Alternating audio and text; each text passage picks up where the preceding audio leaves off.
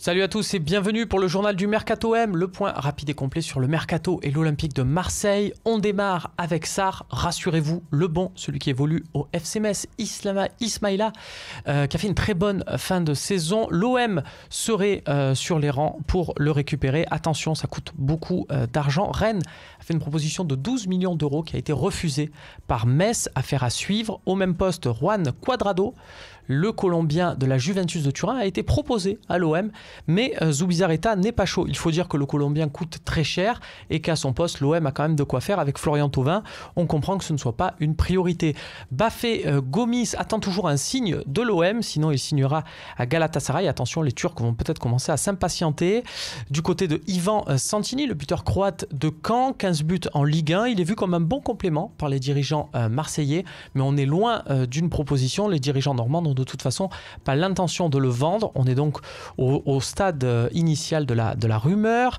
Et puis, toujours à ce stade-là, Miguel Troco, le latéral péruvien qui joue à Flamengo. Son agent n'est pas au courant de l'intérêt ni de l'OM ni de Séville, mais évidemment, il ne ferme pas la porte. En France, au niveau de la concurrence, il y a Lyon. Eh bien, ils ont trouvé leur buteur, celui qui va remplacer Alexandre Lacazette. C'est Bertrand Traoré, qui appartient à Chelsea, mais qui a fait beaucoup de mal à Lyon cette saison avec l'Ajax en demi-finale d'Europa League. Vous vous en souvenez, un grand moment de plaisir pour nous. Bertrand Traoré, tiens, qui avait été convoité à l'époque par l'Olympique de Marseille, c'était en janvier 2016, et au tout début du Mercato, l'OM espérait le récupérer en prêt. Ça n'avait pas pu se faire avec les Londoniens.